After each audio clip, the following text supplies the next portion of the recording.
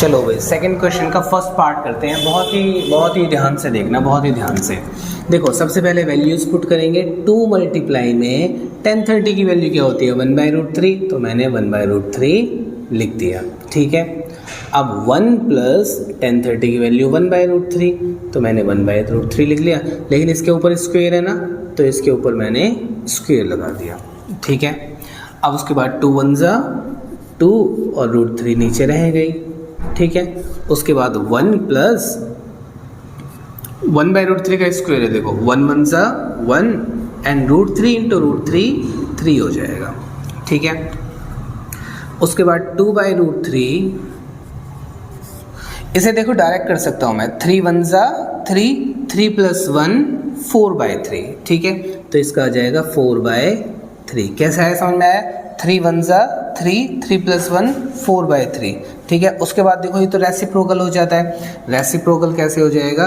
2/√3 multiply में 3 ऊपर और 4 नीचे, ठीक है। उसके बाद 2 1 जा 2, 2 2 जा 4, बचा क्या मेरे पास? 3/2√3, ठीक है। उसके बाद 3 को मैं कैसे लिख सकता हूँ? 3 को लिख सकता हूँ √3 मल्टीप्लाई में √3, तो क्या हो जाएगा? ये क्या हो जाएगा? √3 से √3 कट जाएगा, तो मेरे पास आ जाएगा √3/2। लेकिन आपके पास ने ऑप्शन दे रखे हैं। ऑप्शन क्या है? sin 60, cos 60, tan 60, sin 30। अब sin 30 की वैल्यू क्या होती है? 1/2, ये भी नहीं होगा। tan 60 की वैल्यू √3, ये भी नहीं होगा। cos 60 की वैल्यू 1/2, ये भी नहीं होगा। sin 60 की वैल्यू होती है √3/2, तो मेरा आंसर आ जाएगा sin 60, ठीक है। तो ये आंसर हो जाएगा। ये है क्वेश्चन नंबर 2 का सेकंड पार्ट। बहुत आसान है, बस इसमें वैल्यूज़ पुट कर दो। क्या रखोगे? 1045 की वैल्यू क्या होती है? 1, तो 10 स्क्वायर 45 है, तो 1 का स्क्वायर, ठीक है। और ऐसे ही नीचे वैल्यू पुट कर दो 1 का स्क्वायर, ठीक है। 1 माइनस 1 अपॉन में 1 प्लस 1 2 हो जाएगा, तो 1 में से 1 गया 0/2, तो क्या आंसर आ जाएगा इसका? 0। तो this is the right answer. ये है क्वेश्चन नंबर 2 का थर्ड पार्ट, ठीक है। देखो इसमें ना एक ही ऐसी वैल्यू पुट करेंगे कि जो लेफ्ट हैंड साइड और राइट हैंड साइड इक्वल हो जाए, ठीक है। तो सबसे पहले मैं ना एक ही जगह 0 रख के देखता हूँ।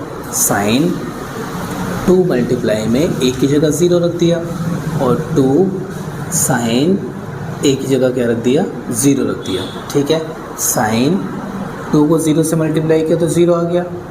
2 sin 0 की वैल्यू कितनी होती है? 0 होती है, ठीक है। और sin 0 की वैल्यू 0, तो 2 0 0, तो हो गया ना left hand side is equal to right hand side, ठीक है। ये आंसर हो जाएगा। लेकिन सुनो, देखो ये आंसर हो गया, लेकिन देखो मैं ना एक एग्जांपल और देता हूँ आपको।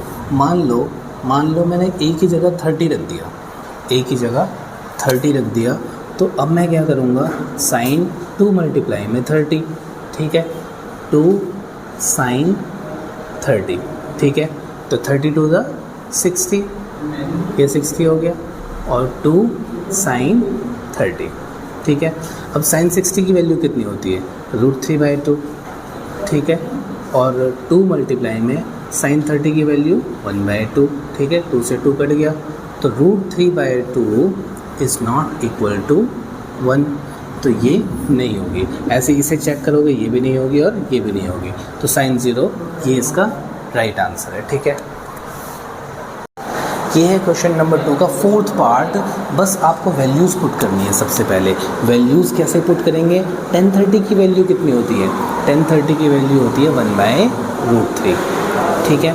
उसके बाद 1 माइनस 1030 की वैल्यू 1/√3। अब 1/√3 के ऊपर देखो पावर 2 है ना, तो 1/√3 की पावर 2 कर देंगे, ठीक है। उसके बाद देखो 2 1 जा 2 और √3 नीचे ही रहेगा, ठीक है। उसके बाद नीचे क्या आ जाएगा? 1 माइनस 1 1 जा 1 और √3 इंटू √3 3 हो जाएगा, ठीक है। उसके बाद 2/√3, देखो 3 1 जा 3, 3 में से 1 गया 2, ठीक है। अगर यहाँ प्लस होता 3 1 ज़ा 3, 3 + 1 4, लेकिन यहाँ पर माइनस है तो 3 1 ज़ा 3, 3 - 1 2, 2/3 आ जाएगा। ठीक है, उसके बाद देखो, उसके बाद 2/√3 मल्टीप्लाई में ये रेसिप्रोकल हो जाएगा, 3 ऊपर और 2 नीचे। ठीक है, उसके बाद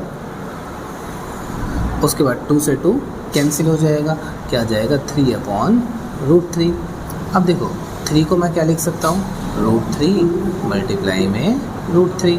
ठीक है, और नीचे √3 है ही मेरे पास, तो √3 से √3 कट जाएगा, तो √3 इज़ द आंसर। ठीक है, अच्छा ऑप्शन में क्या दे रखा है, ऑप्शन में cos 60, sin 60, tan 60 and sin 30। तो जो राइट आंसर है ना वो आ जाएगा आपका tan 60। ठीक है, क्योंकि tan 60 की वैल्यू कितनी होती है, √3, तो C जो है वो मेरा आंसर हो जाएगा।